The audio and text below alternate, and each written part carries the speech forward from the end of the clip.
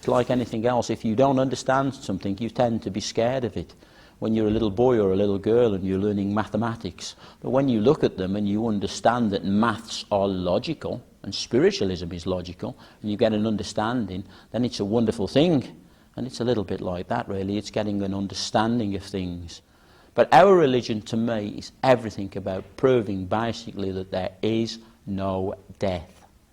And also get the name David with you, called very strongly, and a support for David, that he will progress and do well. You cannot destroy energy. Energy goes on forever. I think that is where spiritualism is also a proven fact scientifically. You cannot destroy energy. You may burn something, but it will still create ash. There will still be energy there. It's a bit really like, many people would speak of the soul, wouldn't they? We would speak of spirit, but your soul, your spirit goes to a higher life. This body really is nothing more than an overcoat that you wear in this life. Thank you. There's also a situation with you in your life, my dear, in the past, where there were twins, but where one survived and one passed to the spirit. Two boys? But it's a little bit like being, I suppose, a telephone operator. You get the messages through from the other side, you act as the operator, and you pass it on to those in this world. And that's the best way that I could probably explain it, really. It's not an easy life, but it is a wonderful life. The fulfilment of it, I suppose, is having the opportunity, especially as a medium, which I am, to prove that there is no death, because there isn't. And our religion is the only religion, in my view, that proves it. Hi guys, it's Brigitte here, and today I am in sunny Walsall. No, I'm lying in Willingham. Willingham, near to Wolverhampton. Okay. Very close to Wolverhampton. That's quite well known. Oh yeah, close to Wolverhampton. We have a fantastic football team. So I'm sitting here with Philip Solomon. That's great. Yeah, and now you have a whole watch list of things that you do, because you are... Do a few things, yes. You are a spiritualist medium. Yes. You also do trance. Yes. You are a psychic. Yes. An astrologer. Yes. A broadcaster, yes. an author, a writer. Yes. Investigator of the paranormal, which I absolutely love. Yes. And you've done healing, such as Reiki. You're a Reiki master. Reiki master, yeah. Hypnotherapist. Yes. Counselor. Yes. And you are an ordained minister. In the new Spiritualist Society. Thank you. Yes. Thank you. Oh gosh, that's a little. It isn't very often I have all that reeled off, but thank you very much. Yes, that's great for you. Mostly just a clairvoyant medium healer. That's what I see myself. And with that, really, just a very ordinary guy, but lucky enough to have a special gift. That's all it is. That's all I'm putting in. I mean, you've had quite you've done so much. Now, how did it start for you? Well, in the spiritual world, you mean?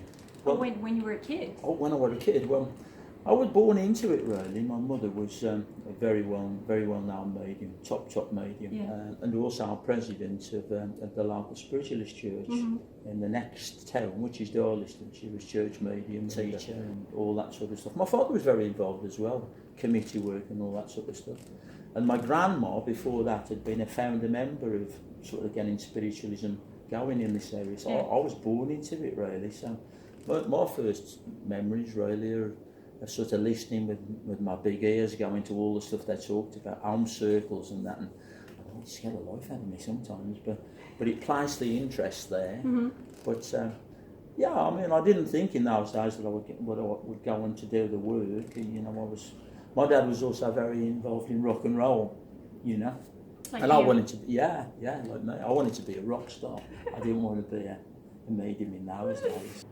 Lived in lots of different places, met lots of famous people, many of the rock and roll stars who I just wanted to get an interest in used to come and see my mum, and it was great, really. And I suppose it was really in my 20s, really, when I really started to take it serious. My mother always used to say, you have a fantastic gift that you waste.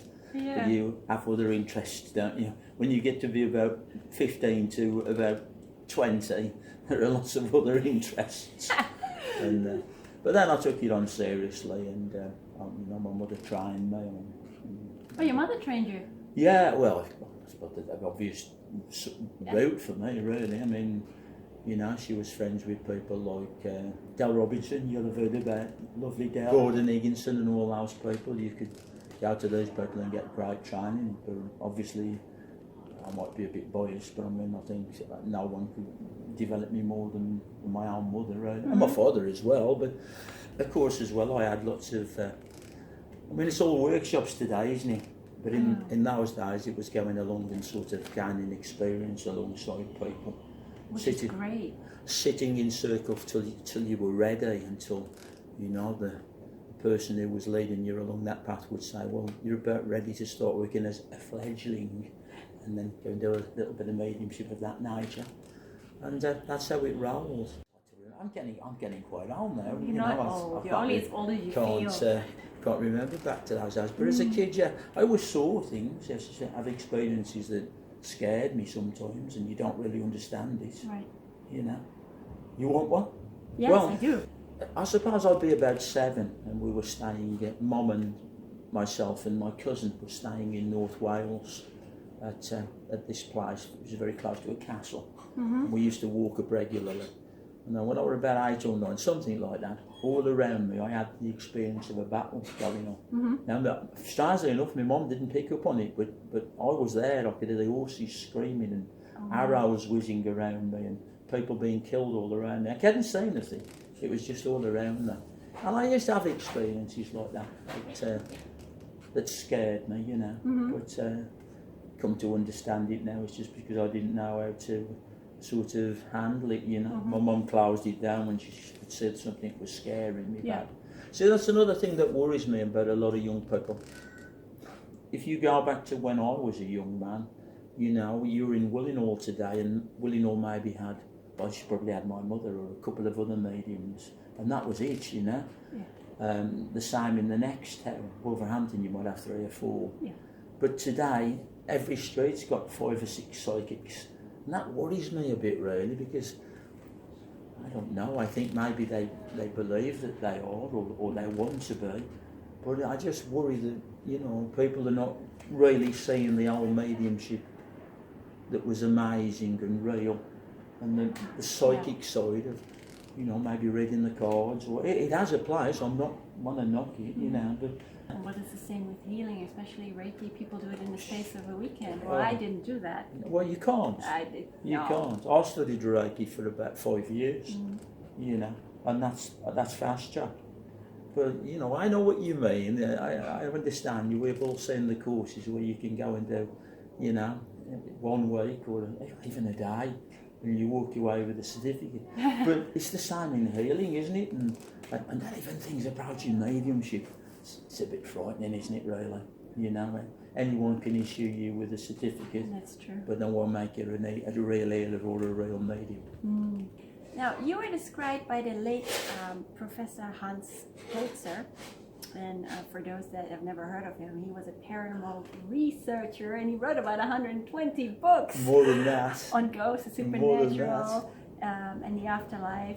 And he said, you know, that you were the greatest medium of this time. He did, and that's the exact words he used. 1 or 2 people have quoted that back as the greatest medium in the world. I've never said that about. I'm just an ordinary guy. You know, I don't want any of those titles. You don't know Hans, obviously, because obviously he's from a generation back. But I mean, he was the biggest name in the paranormal world, certainly in the States. He wrote about 250 books. Oh, the 250. Every single book that he had, the first book went straight to Elvis Presley. Elvis Presley was one of his biggest supporters. And if you went in, well, I don't know, it's changed now, hasn't it, with the family. But if you went to Gracelands, down into the jungle room, you would see the stacks of... Really? Oh, yeah, massive fan Elvis. And of course, he made the film Murder in Amityville, which was a blockbuster film. Yes, I remember that. A legendary town, a mansion shrouded in mystery. The family who lived here, you never did explain why they moved out. And tonight, its occupants... To the house. To the house. ...are in for a rude awakening. Who's back? I heard a voice. I think there's something else in the house. As a furious force is unleashed in all its terror.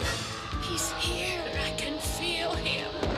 Forgive me. you forgive me, please? It brought us here, Marvin. What is it? The house. Something about the house. It began as a best-selling book that exploded into movie history by shocking audiences around the world. Now, one of the greatest horror sagas of all returns. The Amityville Curse. When I first went out there to be investigated by him, a lot of the, I knew all the mediums of the day, Doris Collins and Doris Stokes and all that sort of people. And they said, oh, don't go, you don't want to get to the States and be investigated by him. He will rubbish you. But he didn't, he said that. If I'm honest with you, I wish he hadn't. Because that's a bit of a big title, that. And you can get a bit of jealousy. It shouldn't happen. But in the spiritual world, you can get a lot of jealousy, and a lot of people will. And it should, not in that world. It wasn't me that said it, you know. I know. But it ain't a bad title, is it, I suppose. But bless him, he was very good to me. And of course, we ended up writing a big bestseller together. Yes. Which is called Beyond Death Conditions in the Afterlife. And I've written 30 books over the years. But, that's a lot. Yeah, but obviously a book written with a man like him, you're talking, massive thousands upon thousands upon thousands of books all over the world in all different languages. And that talks about the afterlife, what it's like? Yeah, it's what it was really. Hans had this. I didn't like the idea for Beyond Death Conditions in the first place, because what he wanted to do, you've got to remember, this guy is not a medium. He's been on the same show as Joe Franklin as 5 presidents. He's gonna sort of want to look at things and come for an angle that's going to make it a bestseller. Yeah. And what he wanted really, Elvis had gone by then, but he wanted to see if we could contact those celebrities and bring them through from the other side. And some of the ones you were listing were a little bit difficult, and you can't do that. I'm saying, Hans, you can't do that. We can try, but we don't decide who comes through to us. No, you don't. It's if that, when I'm not taking his accent off at all, when they know it is me, they will come. I say, oh yeah. But I'm doing the mediumship, Yeah. But it did come, and a lot of the things that we sent out really were quite amazing, because we had links. I mean, Al Capone was one, and I've ended up having a bit of a friendship, really. Oh, wow. I've ended up having a friendship with the family. I mean, his one uncle really was a policeman, But it was great, I suppose, what we got through. And of course, Hans was gathering it all together. Now I have to take this away to the people. See if there is anything that I'm not taking him off, because you. But he did, and how it rolled, and it's bestseller and all that. Yeah. What the hell, it's just a book at the end of the day, Mm-hmm. I think one of the most important books is my last book. I mean, and the reason I wrote it, the A to Z of Spiritualism Dictionary, it tells you what everything is, and the words, and explains it to people. Because there's so many people out there on the street, every street, mediums and psychics, and half of them, they don't know what the thing means, never mind to work with it. So that I'm going to get down and write this dictionary, and it has so brilliantly well, right? Mm-hmm. Yeah. And the other one I bought along for you today to say is the autobiography of my life. Yeah, that will be interesting. Yeah. Oh, I don't know.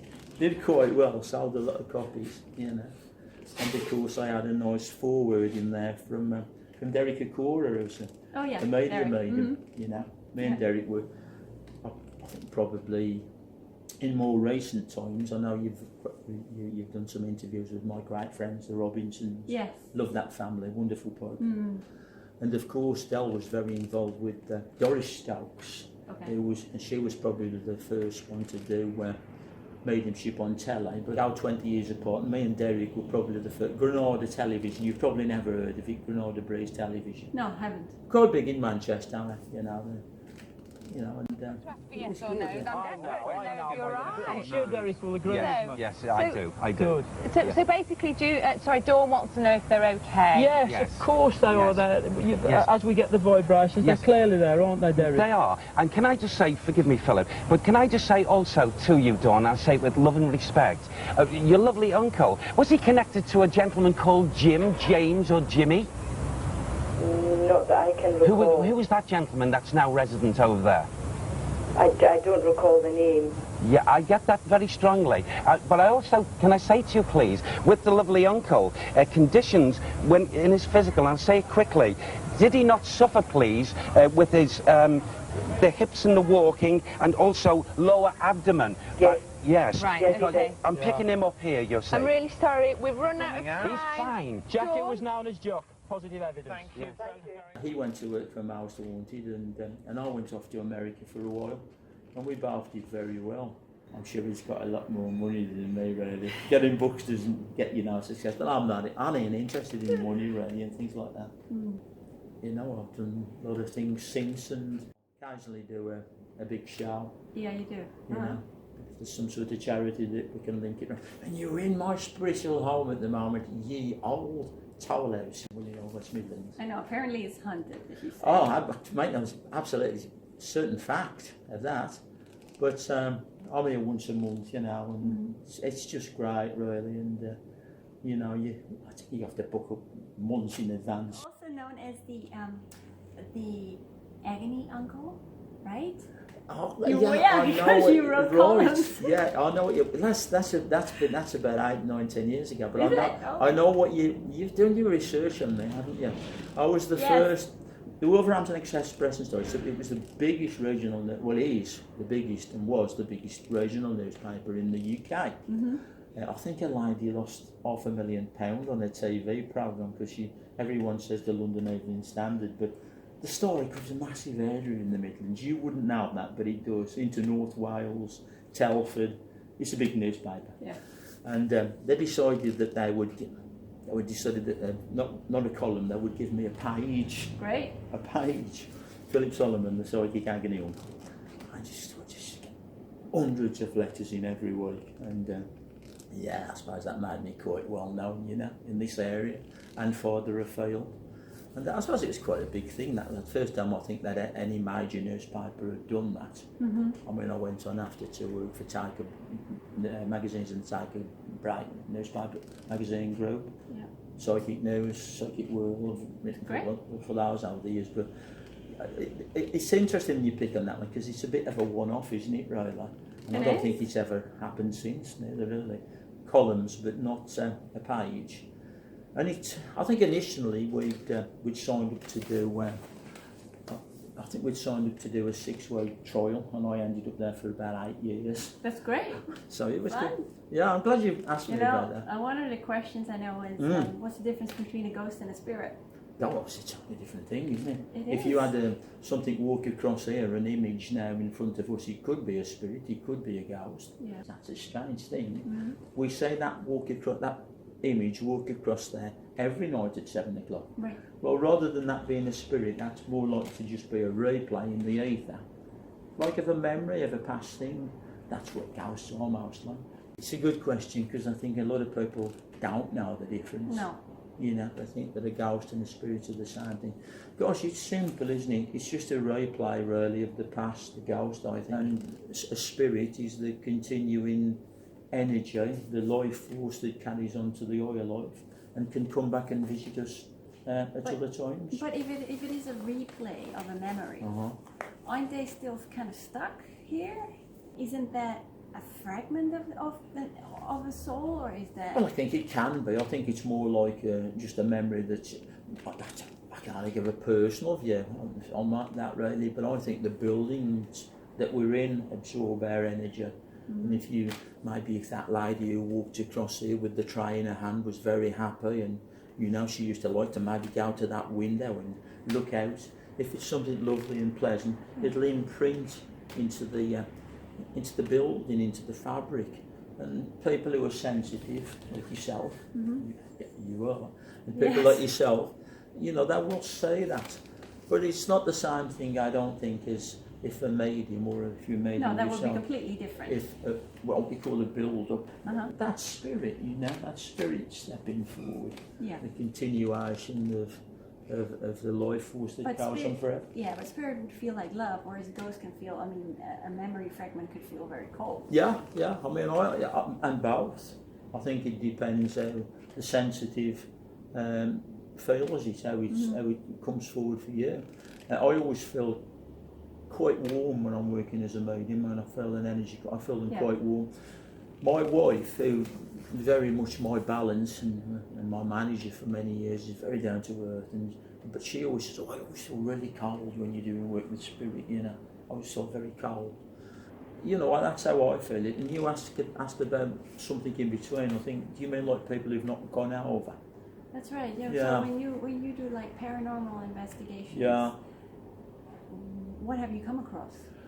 Well, I mean, you sometimes do find that there are people who don't want to pass to That's the other right. side. So that's different as well. Yeah, I suppose you're coming into a third sort of situation to look at. Yeah, that's a good question.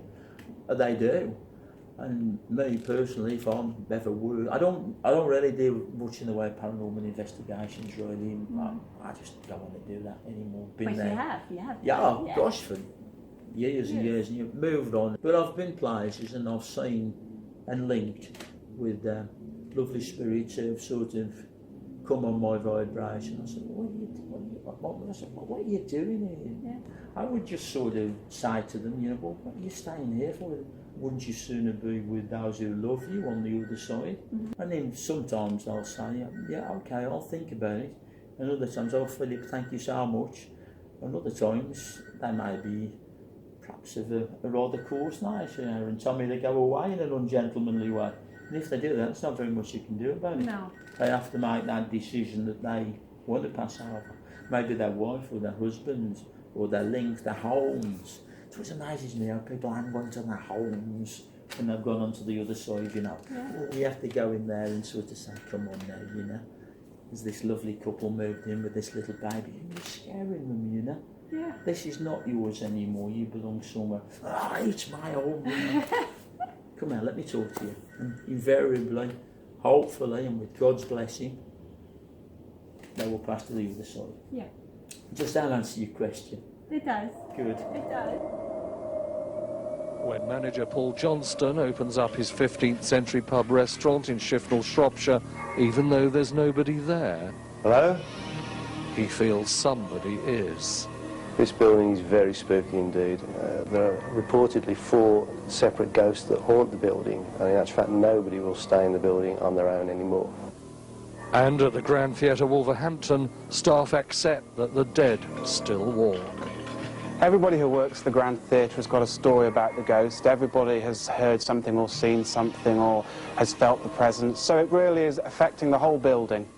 Now all those ghoulies are gathered together in one volume written by a Midland medium who's over there. Well, there are literally hundreds and thousands of ghosts all around the Midlands and the Black Country. And I personally have seen many of them myself. No one's sure of the identity of Naughty Nell's resident spirits. Well, twice now I've gone to turn on the music first thing in the morning, and on each occasion I've heard a voice say, "Oh no." And there was nobody else in the building at all. We used to have a chef who used to live in here at the pub, and he lived on the 3rd floor.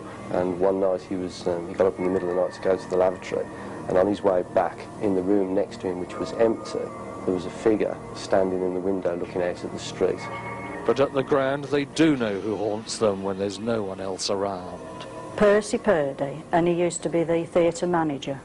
He had a flat on the upper circle in the accounts office, and he just keeps, the kettle comes on and the machine comes on, and you can get a presence, you know, of coldness around you. I was cleaning here on the dress one day, cleaning the brass, and all of a sudden the doors to the auditorium opened and closed for no reason at all.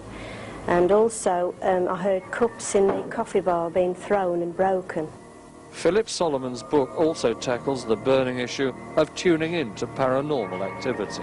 Well, you have to be open-minded to start with and perhaps place yourself in the right frame of mind, especially when you're relaxed. Places like where we are today, in a pub somewhere where you generally come in and relax and you're very quiet or exhilarated at times. Those are the sort of places that you'll experience the paranormal and ghosts.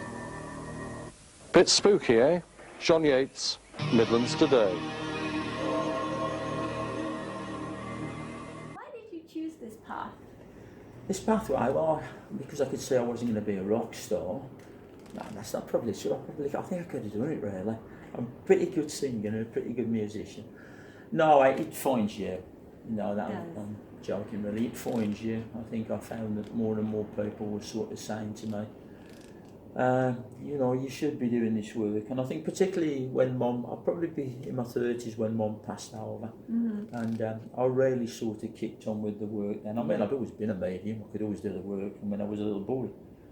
But then I sort of started to, I think when you start to reach an age when you lose loved ones and you start thinking, physical loss, even though you know they go on. My mother always told me very clearly, very, very clearly, no, don't reach out for me, son, because you won't be able to get me. You know, I've done a lot of work and I'm going on the oil levels. I'm not coming back. And she never asked. God bless her. I wish she had. Because she's doing a lot of work up there. Yeah. She never asked. My father comes back quite regularly, but no, she never comes. I miss her terribly. I really do. But I think when you have that physical loss and you realise that you have an ability that you can help to take away people's pain, if you've got that gift, really got that gift, and it's not because just you want to be it, or you want to be on that stage, or you want people in the street to think that you can really do it. How can you not help people? Yeah, that's very true. How can you not help people? No one else except a medium can really help you with that sort of grade. I'm a trained counsellor, you missed that one. I'm a trained counsellor, I did it. I did say you were a counsellor. Did you? Yes, I did. Then I apologise. I also went to college. I did three pretty major courses, you know, and I've really, well, I always say I've not used any of them, but I think I have. But I think you don't need to be a proper teacher if you're teaching people mediumship and Reiki and all those things as well. And I think you need to be a counsellor as well. Gosh, I've had a few arguments with people over that, you know. So I don't need to understand this, you know, I don't have to be a counsellor. Of course you do. When I was training people in the circles, first thing I used to say, you've got to go and do a basic counselling course. Well, why would I go and do a basic? Because you're dealing with people who you need to know what you can say and how you can put it. Otherwise, you're going to be one of those people who's going to, oh, you know what, I'm going to give you this straight away and give them information that's going to scare them, and you're not going to even realise you do it. We have very good teaching institutions, obviously Stansted, the college at Stansted, and Arthur Findlay. Arthur Findlay College. I'm not going to rail them all off. We in the Spiritualist Society are helping to develop more and more on the education. Fantastic. Our leader, I call the Linguistic School, lovely partner, Kathy, great people, and you know. But that's what you know. And I want it in universities. I want this in universities and colleges. I was the first person, you know, to teach this sort of subject in the UK. You don't know this one in adult education. Really? Yeah. I managed to get it on in adult education, psychic awareness, psychic development. Great. And it was fantastic, and I'll tell you why. Because people who they couldn't afford to go on those silly workshops and weekends would cost you hundreds of pounds, you know, with some medium teacher who probably ain't as good as what they think. You know, having you for a week, it'll give you a lovely piece of paper to go away with it, but it can cost you a lot of money. But they used to be able to come, and those people who weren't wicked could come for nothing. Wow. Or the people who'd got to pay, it was about £30 for the year. I mean, I was paid. They paid me as a proper lecturer, which was rather nice. Yeah. But people could come along and get that training for next to nothing. Great. This is my problem. I want a teaching centre. I want a church, or I want a building where I can do that work. But I want those people who can't afford to go on those workshops to come to me, you know. That's what I want. You know what I'm going to do? If this doesn't work in the next 18 months, I ain't so brilliant on my legs and feet as you probably noticed as I used to be. But I'm going to go out there and I'll do my development and do my talks. I've got these ambitions. Never, and I'll tell you something. And as you know, the mind is the most powerful tool that you have. So if you envision it, and you take a first step, you know, things will start to slot into place. I always say life is a bit like a puzzle. I hope so. I've been pitching it out now and there and asking the higher networks and hoping that there's some sponsor out there who's going to, because you can't just wave a magic wand and make something like that happen. You need backing. It is. And I think you're quite right. Once you put it out there and you believe it can happen, and if you have a good heart and with a true will to really want to help people and turn them into real psychics and mediums, not just that they think they are or they've got a piece of paper that they say they are. You can't be a medium or a healer with a piece of paper. You have to develop. Yes, you do. But what I would say is this. I think you're right. I think because I've put it out there, there's a good chance that it will happen, that it will come to be. But sometimes you have to have patience as well, don't you? You know? Now, let's talk about past lives. Past lives, okay. You know, a lot of people don't believe in them. I do. Oh, me too. I've had Akashic record healings where I went into past lives. Well, I spent most of my lives in prison. Whether I was royalty, whether, you know, prison. Even though, but... Seriously? Yes. I want to know. How was that then? I want to know. How did you spend most of your life in?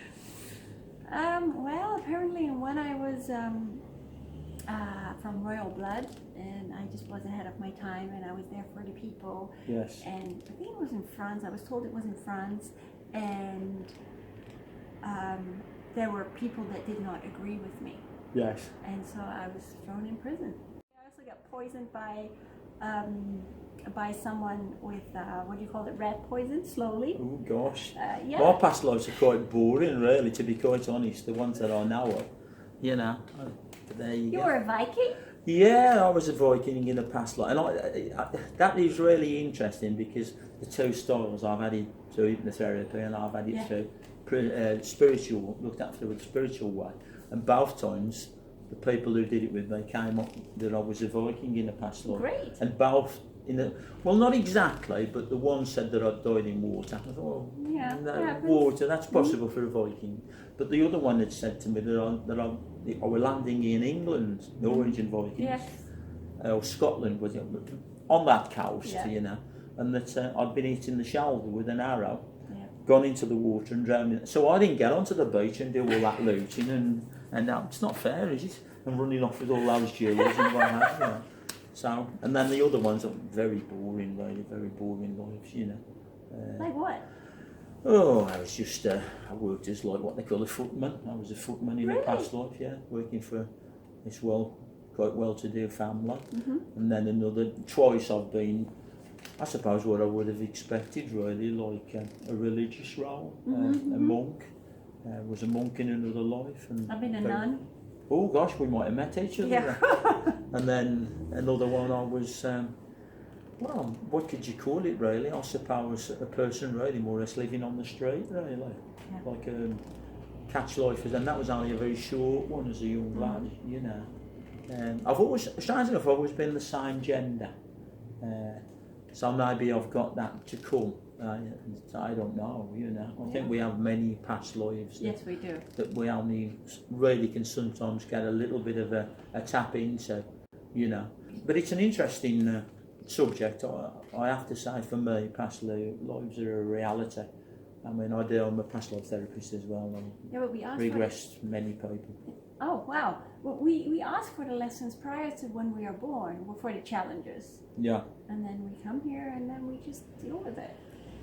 Well, I think you come through with, you know, your lessons to learn as well. Yes. I mean, throughout, you know, I think everyone focuses, like I've just done, on the singular meaning of what it was when, you know, they got the adder in the shoulder, paralysed me, and down and I'm gone.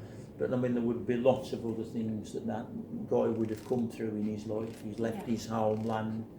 People have a totally different understanding of what a Viking's life really was like, you know. I mean, often they would set sail from Scandinavia with, you know, a little small boat with about 38 maximum people in, you know. Yeah. And come and fight massive armies, you know, and then become very good farmers. And of course they had a great spiritual tradition as well. I mean, a lot of people will say to me, well, you know, I suppose they followed the older faiths, didn't they? They followed the old religions. Yeah. But my mother, all those very, very, very ordinary past lives. But my mother always used to insist that I was Henry Tudor or Henry VIII in the past life. I'm horrified if it was so, because he was a most arrogant, horrible, very, very cruel to ladies, wasn't he? And I really don't want to accept that one. but she was a very spiritual lady. Yeah. But if I was, gosh, I hope I did learn from that life. I'm sure But you did. But I don't want that one. I always tend to say, I don't think that's right, you know. I'm quite happy with all the order. I'm just an ordinary guy in this world. And quite happy to be an ordinary guy learning the lessons, bringing me to where I am in this life. But I suppose you can't choose, can you, really? Maybe all of us have got an energy of someone, and it could be a collective energy, couldn't it? You know. You know, there is somebody I interviewed, Claire Candy Hall, was a walking angel Ariel. Oh, right, and, yeah. She, well, in one of her past lives, she was an Italian courtesan, and she loved books, you know. That was the one thing a courtesan could do. A courtesan could go to the library, but she treated her staff so bad. So in the next life, she chose to become a slave because she had exploited her staff, and so that's how she learned. If you were a king, I'm sure you would have to be a peasant in the next life, because you would never appreciate the difference between the two roles, would you? I think if you yourself have that experience of being a royal, and I would think sometimes in one of your past lives, surely if I regressed you, I would find you where you would be a peasant or a slave or something. Yeah. Because you've got to walk both pathways. Oh yeah, I have. I think what I've always found interesting as well, especially in the States, so many people, you know, that's why I was a little bit evasive about what Mum used to say when Henry VIII. But so many people was Henry VIII or Anne Boleyn or all these famous characters. I'm sure they're going to be Elvis, aren't they? You know, all those sort of things, you know. But I don't think there is an answer to that, really. I think we sort of throw those comments out when people, you know, the foolish element, the nutter, as we say in this area, the vivid imagination. But to be quite honest, I think that it could be a collective energy. Maybe they had a part in it. I mean, we're living here now as a solid thing, but how do you know what makes up all the things that's part of us? Right. So I think before we ridicule people and say, well, you know, there can't be that many ambulance, maybe it's just a collective energy. Correct, I understand that. Now let's go to life. How do you see life? What does it mean to you? What does life mean to me? Yes. In what context? Generally? Yeah. Life, for you. For me, life's for living, isn't it? Well, I should hope so. Life's for living. You have to come into this world and live it. Life is for living. But I think one of the great things, I like to make other people happy. Certainly I have this vision from a very young age, really, that I would like to help develop real mediumship, which I did take forward in my life, and I think that was an important part. I do feel a bit unfulfilled because I think I should still be a rock star yet. Go for it. So, you know, I'm trying to get a little band together. Why not? And I've got a few instruments, and I'm getting that rolling. Good. And as I say, I think life takes you in different directions. I'm having a bit of a problem with walking and standing, and gosh, it makes me angry sometimes, you know. And my wife will say, "You got to use that stick." But it's teaching me, it's saying to me, Phil, you know, you can't go and stand on them theatres no more, you know. You can sit down.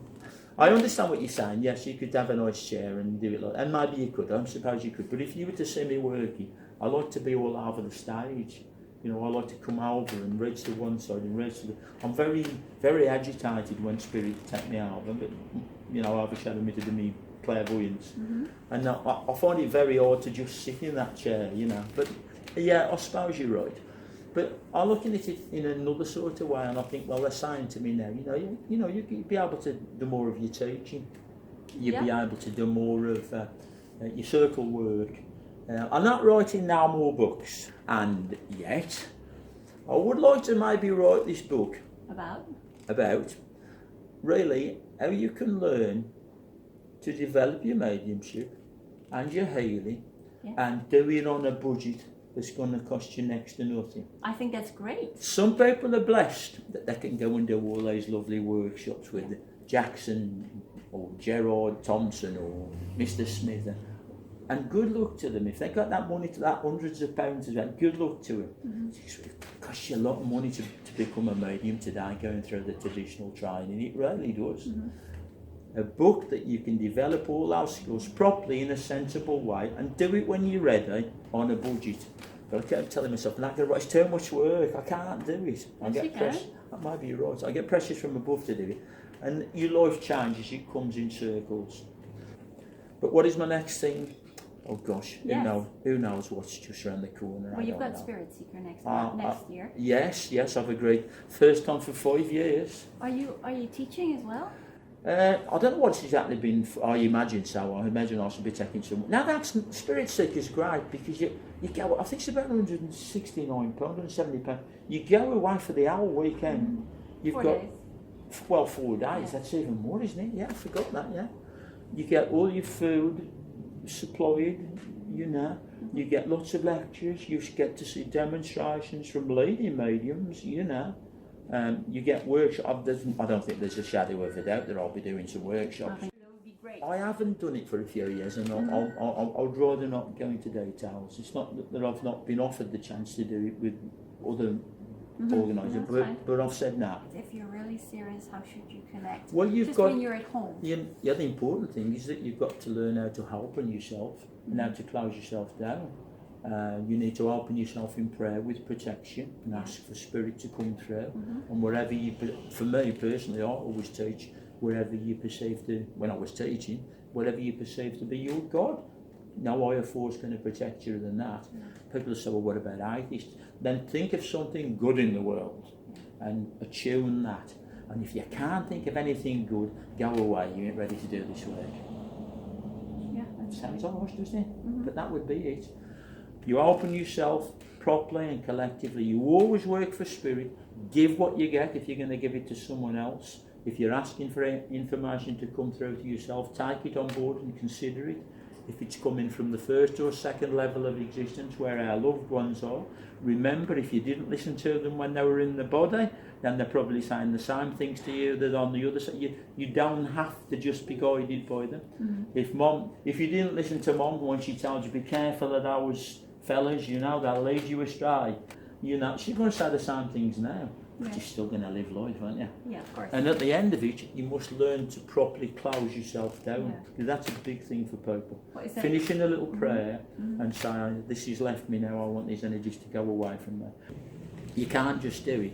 If you're some people, walking around, they're an open channel, and they wonder why they're depressed. I can tell you why they're depressed. Because there probably things got coming forward to them that are making them down and sad and upset, And those energies maybe they do have the ability to bring Mum through to the person that they've done the little reading with. But if they've not learned to close that down, those sad energies will stay with them. And they don't realise it. But you can also root yourself, right? Well, you should ground yourself. You should always ground yourself, really. But, I mean, some of the... you need that book, The A to Z of Spiritual... Oh, sorry, I'm joking. It doesn't matter how you put it, really. Grounded, whether you've put a bit of protection in place. That's the key is that you've sent your thoughts out to the universe and to what you perceive to be your God or good, and you'll always be safe. Lots of people don't do that, and you see them sitting there and raving after another, feather in their hair. No, I don't. Some people like to do it that way. Of course they do, and why not? No, just to backtrack, you're talking about when some people walk around depressed even when they're open, or they could be empaths. Yes. But then we come into the zone of where people go through difficulties. And this is another question that I do ask quite a bit. Yes. Difficulties in someone's life. Now, either you can sit down in a corner and cry and not move forward, or you can get up of your butt, wipe your tears away and just move forward. And as long as you have that faith, that trust, and that belief that things will get better if you take that first step. Absolutely. I wish people would understand that more. Well, maybe I can help you a little bit with that. Going back to my counselling training, there's a wonderful friend who will never fail you. Look in the mirror and speak to that friend who will never fail you. That's right. And more often than not, they'll agree with a lot of the things that you say. And that'll make you feel better in yourself. But they'll also reason with you that the things that you shouldn't be doing. Your friend in the mirror is a great friend for helping you to come forward. My mom and dad always used to say, look at yourself in the mirror and tell yourself, I love you. Oh, what wonderful advice that your parents gave you. Yeah. Oh, and it's true. It is. A friend in the mirror. the friend in the mirror. Yeah, any last words of advice? To the general public watching this video? Well, I'll say this to you. If you're watching these lovely videos that this super lady is making, and you're looking at it with a view to maybe doing the work yourself, understanding or progressing, the first thing that I would say to you is it is very hard work. It's not an easy pathway. You're choosing a pathway to help each other, I should say, and also to develop yourself at the same time. That development must be put in place. You must learn to be able to look after yourself, protect yourself, and understand this work before you can go out there doing readings and doing things like that. Even though your heart is beating 200 beats to the minute because you want to be kind and you want to help people, you're not going to help people until you learn to do it the proper way. Take your time, take advice from others, and when the time is right, go forward and help the world. And the world will come back and help you. But you got to be ready and properly trained and properly developed to do it. Is that okay for you? Yeah, that's perfect. Thank you so much.